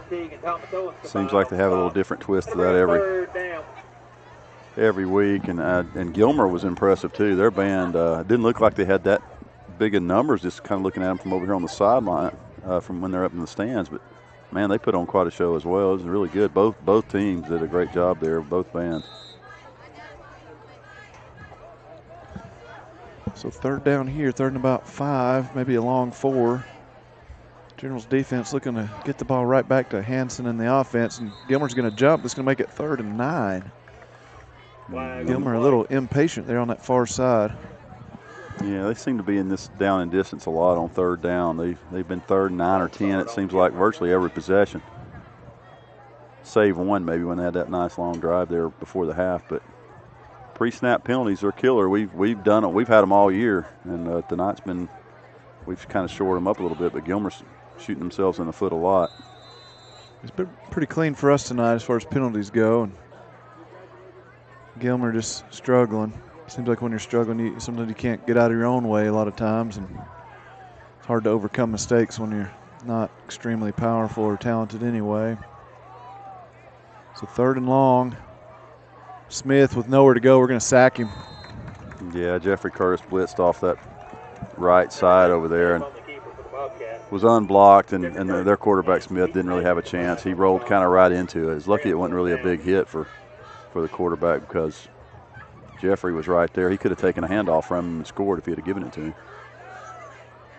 It was a good call by the defense. Jeremy New running the defense. Calling a good game tonight. We haven't given Gilmer much of anything other than one drive. So we got 2 back deep to receive this punt. This is a high but short, very short. It's going to bounce and back up. Gilmer punter bringing out the lob wedge that time, and only going to net about 15, 20 yards on the punt. Yeah, Harris will take over around Gilmer's 36-yard line, so not far from Mr. Britton's range if he hits one like he did a little bit earlier in the first half. He's just gotten stronger and stronger each week, it seems. He's not a big kid and just a freshman, but he's been impressive tonight. Powerful leg on display. I hear he's been hitting from 50 every now and then at practice, so he's extending that range. And that'll just only continue to extend as he grows and matures. Keeps working at it. Curtis, not much initially, but going to drag the Bobcats' entire defense for about 4 or 5 yards.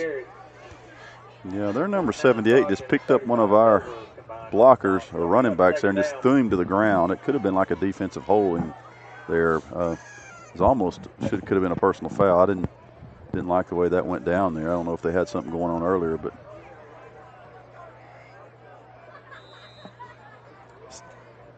2nd and we'll call it 6. A long 5, but we'll round up to 6.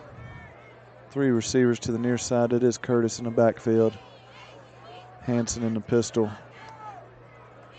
Bobbles it for a second, but going to give to Jeffrey. The timing was messed up a bit. Plus, they had some penetration that time.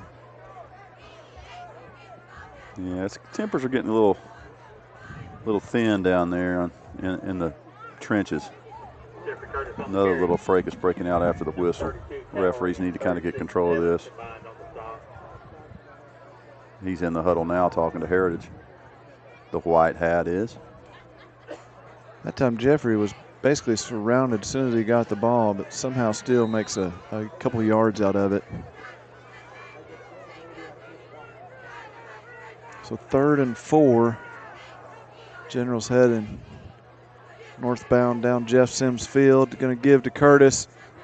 He's caught in the backfield, shakes it off, and then makes a nice move. We do have a flag behind the play as Jeffrey gets into the end zone. We'll see what the call is. There's a flag on the play. It's going to be a block in the back on the Generals. We got a bad block. And maybe that helped Jeffrey spring that, but he did some nice work on his own because he had a man right in his face, like 5 yards deep, maybe 10 yards deep, able to shake him off and make a play, but it's going to come back. Yeah, that's 2 touchdowns from Curtis that have been nullified by the penalty. Otherwise, he would have had an enormous night already. He still had a pretty good night. Yeah, he's had a great night, but it would have been unbelievable if that first long touchdown and that one had held up. But so 3rd and forever now. We are backed up to the 47-yard line. We got to get down all the way to the 26, basically to Tres Amigos. We got to get to Tres Amigos to get the touchdown, or the first down rather. And you might as well go ahead and run that screen again. 3rd and forever, looking to throw. That's Letskis shaking off and gets down near the first down. I think he's going to be just a yard or 2 short, but close enough it's going to make a reasonable 4th down attempt. Number 35 Dover on stop. Yeah, it looks like we're bringing in some extra beef here to go ahead and go for this. Thomas Owens and Zach Brown checking in for Heritage. This would be a 45-yard field goal. It's only 4th and 2. So Coach Slaughter going to go for it, as he often does. The river kayak gambler, I call him.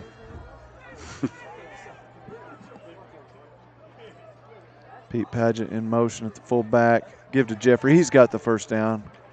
We knew he'd get it, and he did. Picks up really about 8 or 9 yards on the play.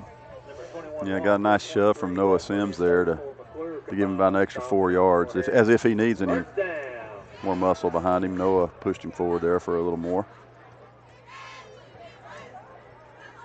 So 1st and 10, ball spotted just inside the 21. 3.5 minutes left in this 3rd quarter. That's moving right along. A little bit of ball control here from the Generals, able to keep that clock moving. A little confusion here. Let's see what we're doing. Nick under center.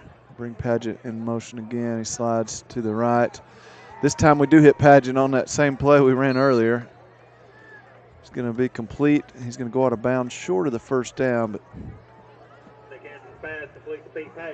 we ran that earlier, and Hanson tried to find Clint Petty's deeper on that crossing route. This time he just took the short thing with Pete underneath. Georgia Northwestern Technical College offers programs in business, Going to bring up health, industrial, 2nd and about 3, service. Visit us on the web maybe at 4. tc.edu. Get focused, get hired. Similar formation. Nick under center. Pete slides to his right, going to give to Jeffrey. Bounces back to his left up the middle. He's going to get in again. Goodness. Jeffrey Curtis with a huge night. He has been unbelievable tonight. Jeffrey Curtis on the carry for Heritage. That's a good job up front with our line. Flag on the Just play. opening up a crease for him. We've got a late flag coming in. Yeah, I think the touchdown's going to be good. I don't know what happened over here on the. Could be unsportsmanlike. Looks like it is. It's going to go against us. I'm not sure what happened. May have done the illegal dance or something. I don't know. Yeah, I saw it more so on the one he scored earlier that they brought back, where they kind of met around the 20-yard line, had a little bow down. Him and I'm not sure who it was, but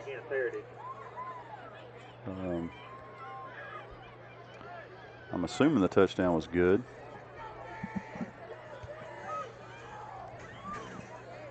But I'm not real sure. It looks like it is.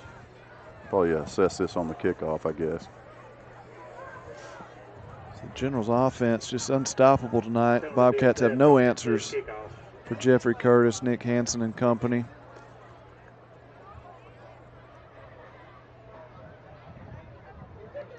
This may be Colton Wright on to kick this one. think it's Reed McDonald. It was good. Whoever kicked it right through the upright, so that's good. Colton Wright is good. Your score, Gilmer 7, Heritage 51. So 2:16 left in this third quarter, and it is a rout. Gilmer 7, Heritage 51. I guess that was Colton Wright. It's awesome.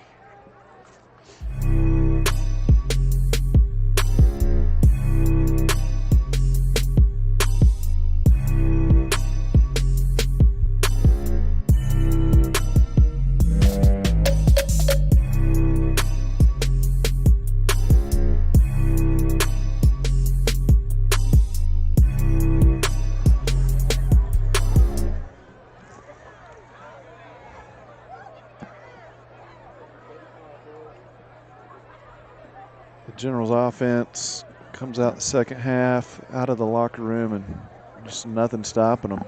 Just keep motoring right along. Gilmer with no answers, and they haven't really had answers all year. They're 0-6 coming into the night. We were able to kind of jump on them early, and it's been all Generals the whole night.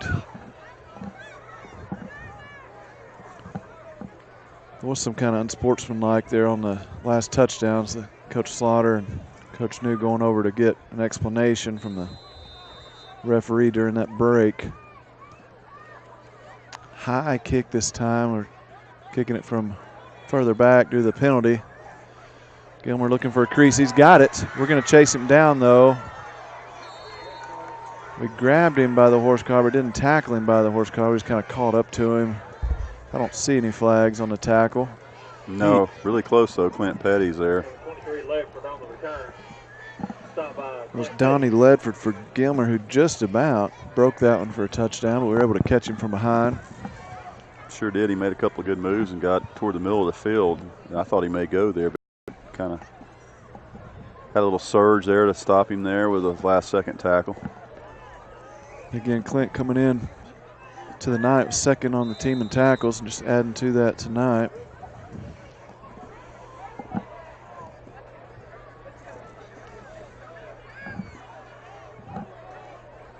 Smith under center. Looking for Big Brogdon up the middle. Got a little bit of a push that time, and positive yardage, about 4 yards. Yeah, Zach Brown on the tackle again. It's like a broken record.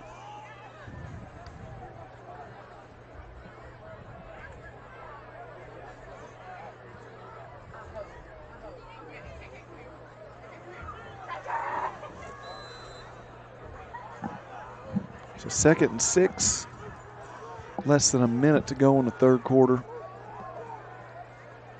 Going to have a mercy rule situation here down the stretch to keep things moving right along. They fake it to Brogdon. Smith's going to keep it, fall across the 40-yard line. Going to be a couple yards shy of a first down.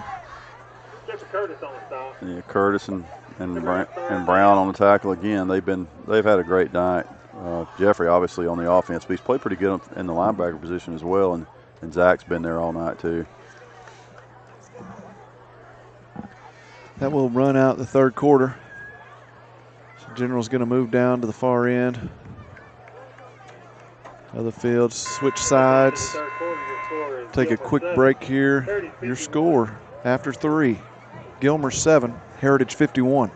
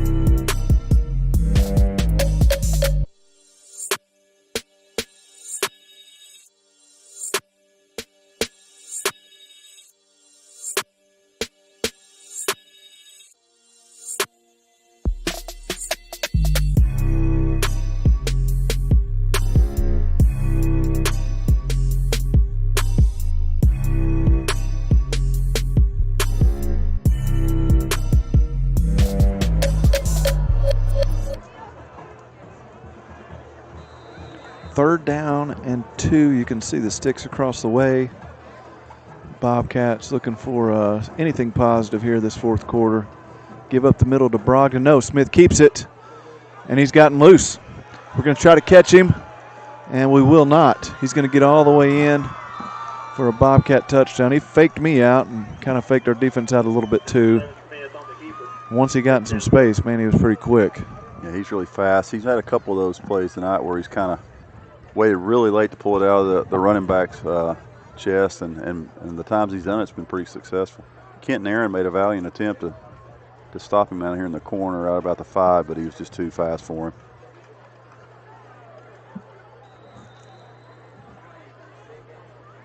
Gilmer struggled, hasn't got much going all night, but able to get a couple of touchdowns. This extra point attempt is no good. That one came out of there kind of funky. 11:38 left in the game. Gilmer scores again on a Smith keeper and run. Gilmer 13, Heritage 51. Does it not run the clock? Is it mercy rule or not?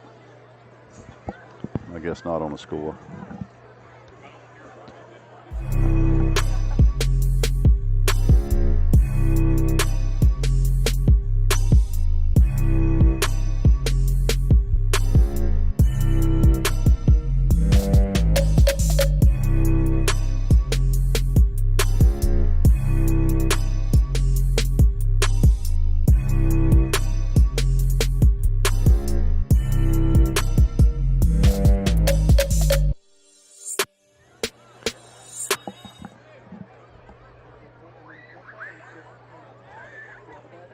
So the Heritage route is definitely on, and student section feeling good about things. Kind of subdued crowd. It's a little cool, and a few people have already kind of headed towards the house, but most of them hung around here to watch the end of the game. Chip shot here. We're going to come up and finally corral it. Cade Canary comes up and makes a catch. Does a safe thing here and just kind of falls on it. It's kind of scary. I was a little worried there, but Cade held on to it with a little diving catch. Ball's going to be spotted right on the 25. Clock is running now. A little mercy rule in effect. We'll see if Curtis is going to get any more touches, or maybe his night is through. Big matchup next week down at Southeast. So the Generals going to go into that looking for a chance to, if not secure the 4th seed and make the playoffs, at least be a game ahead of Southeast. Yeah, I think that we can drop the game next week and end up in some kind of tie situation perhaps, but we want to go down there and beat the Raiders. Yeah, Kevin, and we're not quite sure yet if we're going to be broadcasting from down there or streaming next week. We're going to try to find out if they have some internet connections to the press box there. We've been down there before. We've never streamed from there, so we'll get some kind of answer on that in the middle of the week, and we may or may not. We just don't know yet. Yeah, it's kind of a small area they usually put us in up there. I'm not sure what kind of technology they have, so we'll figure that out. I'm sure we'll have a huge crowd travel down there. We always do. So the Generals always travel well, and especially for a big game like next week, as both teams will be looking to try to get that 4th seed. Of course, a big win tonight, big win next week could set us up with Northwest at the end of the season, maybe even get a 3 seed. Looks like Pickens and Ridgeland are going to have 1 and 2 kind of decided between them. Pickens was up on Northwest earlier when I heard the score. 28-6 was the last I've heard. So it looks like the Dragons and the Panthers are going to battle it out for 1st place in the region, but is that Lozano there making a good run? Yeah, he hadn't been in a while, but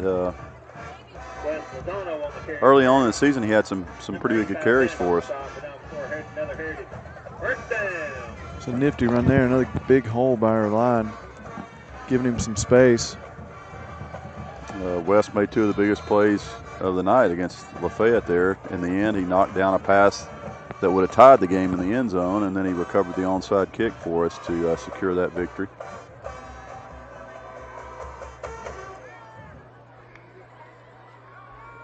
It's Lozano again.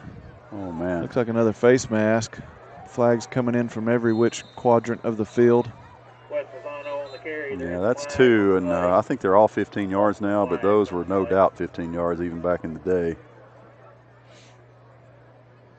Yeah, getting back to the region standings, it's like Pickens and Ridgeland going to be 1-2, barring something crazy happening. Northwest looking like a number 3, but again, if we were to win next week, that would set up a matchup with Northwest to kind of for that 3 seed the final week of the season. Of course, Northwest still has some games to play, but Northwest actually still has us, and they still have Southeast to play. They're playing Pickens tonight, and they're losing that one, at least the last we heard they were. So a lot of possibilities with the 2 or 3 weeks left in the season. Only 2 more games for Heritage after this one. We'll go to Southeast, and then we'll have a bye week, and then we'll finish up back at home for senior night against Northwest. So the Whitfield County Schools coming up with a lot riding on it. I think we had some kind of infraction on Heritage there. Might have been another hold. It's going to bring that run by Maddox Rose back. Let's see what we have here. Going to bring it way back.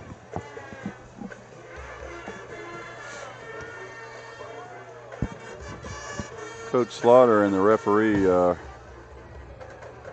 having a pretty serious discussion. They've had a few conferences throughout the game. Hasn't been too animated by either one, but they've just been kind of explaining things to one another, working things out. Most of the visits have seemed cordial, though. Haven't seemed to, not much animosity there. Maddox Rose again looking for some blocks. A decent pickup. He's finally brought down around the 25. It's going to bring up 2nd down and about 15. We've got to get all the way down to around the 10-yard line, maybe 11-yard line.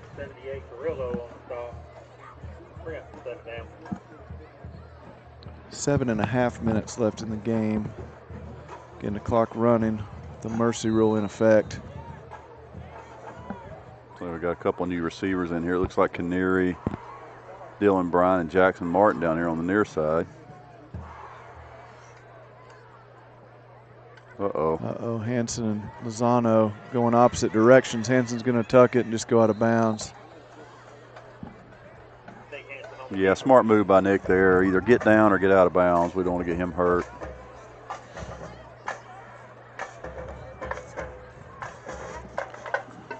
I'm not even sure who the backup quarterback is, and don't want to find out either. Let's just keep Nick in there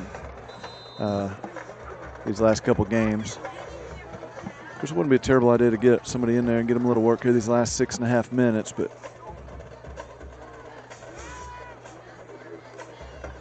Nick going to hand it off. That is Lozano. This time they got it. Things going the same direction. We dropped it, though. We dropped it on the ground, and that's Bertolini for the LJ Bobcats. Jumped on that one. Yeah, it was a good run by Lozano, but the ball got stripped out of there, ripped out of there. It's Avery Bertolini for Gilmer. Able to jump on that. They're going to get the ball at the 5-yard line. Clock does stop on the turnover. 6:20 left in the game. My toes are starting to tell me that it's getting cooler. Again, we're down in the 50s. It feels great. Finally feels like fall. I'm looking forward to perhaps maybe a little campfire tomorrow night at the old Hacienda. Yeah, it'll be a perfect night for it. It's been great out here, like you said, tonight. Feels like football, and you know what it also feels like? It feels like basketball's right around the corner. Yeah, and we're excited about that. Got another week or so. We'll have some tryouts and get the team together for another year. It's always fun work with you and Coach Height with the Generals. Looks like Gilmer's going to take a timeout, think things over. 6 minutes to go in the game. Gilmer 13, Heritage 51.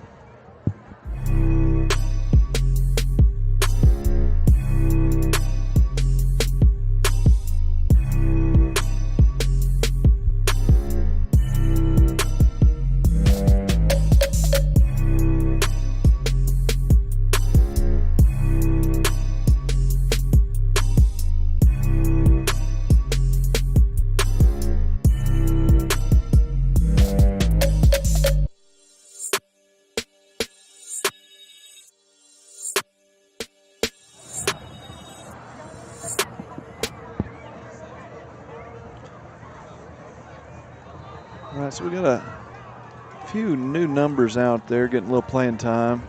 So our team's kind of young anyway, but got a lot of young guys out there starting for us. But it's like a few more reserves getting in there, getting a chance to make a play. Gilmer's back deep in their own territory after the fumble recovery. Owen Martin on the tackle there for Heritage.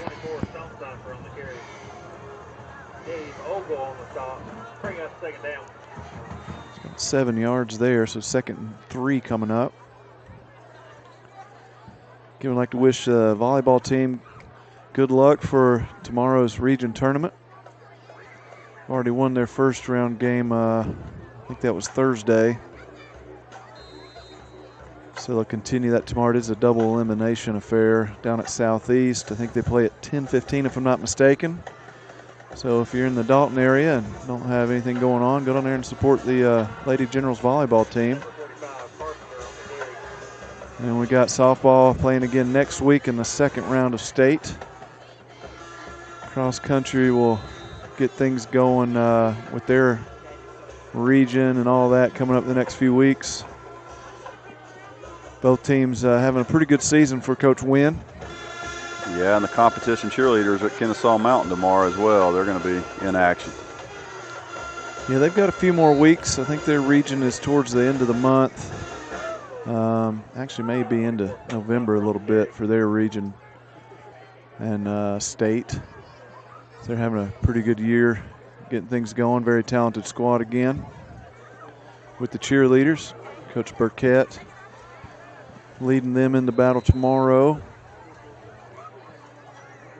Got a really, really difficult routine. They're pretty talented. It's impressive some of the things that they can do on that cheer mat.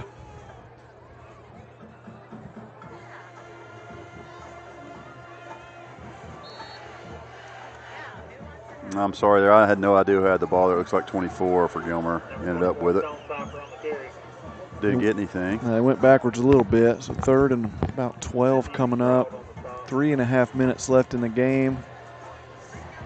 It's been a good victory here for the Generals tonight. Up 51-13. Yeah, they've controlled this one from the start. 21 points in the 1st quarter, and they've never looked back. It's been a great night from Jeffrey Curtis. Nick's had some good throws. Letzkus, they've all had positive plays tonight. Gilmer just outnumbered tonight. Generals were too many. Too big, too strong, too fast, too talented tonight for the Bobcats. This should give our offense and our defense a little bit of confidence, a little bit of momentum going into next week's game. Again, down at Southeast. And it's going to be a big one as far as any postseason implications. Again, the top 4 teams from our region get to make the state. And we're sitting right in the thick of things, right in position to maybe get that 3, 4, hopefully not 5 or 6 spot, but we're right there in position looking at 3, 4, or 5. So big couple of weeks coming up for us. Be down at Southeast next week. Then we'll take a week off to get ready for Northwest Whitfield. back here at Jeff Sims Field. That'll be senior night. Not as many seniors this year as last year, but still a good crew, a good group that we'll recognize on senior night. But first things first, we'll finish this one up and then head down to Southeast next week.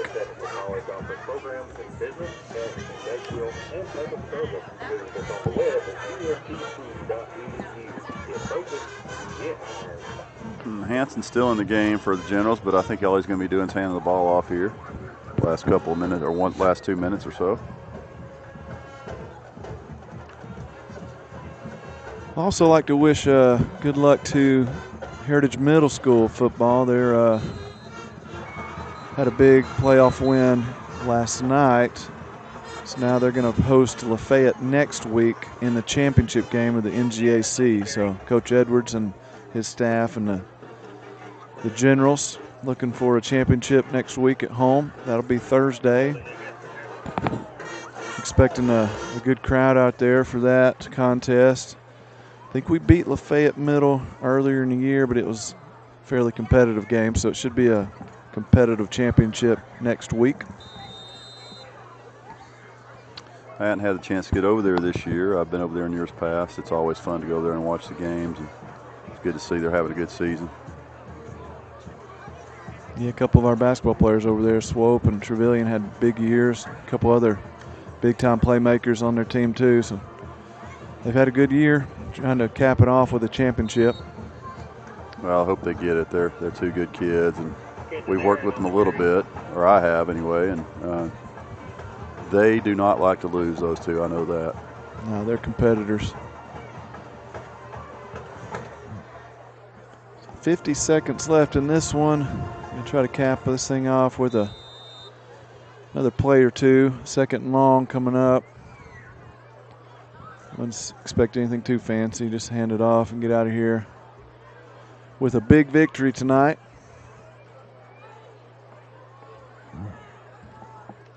We'll just take a knee here in the victory formation. Heritage is going to move to 3-5 on the year, 2-2 in the region. Again, looking for the postseason. We got 2 more games at Southeast next week. We'll take a bye week after that, and then we'll have Northwest at home for senior night.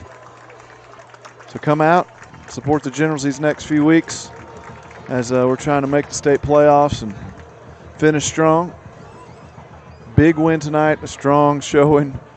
And we'll cap things off here with a 13-51 victory. Gilmer 13, Heritage 51. As the band will play the fight song, we'll have the alma mater here in a bit.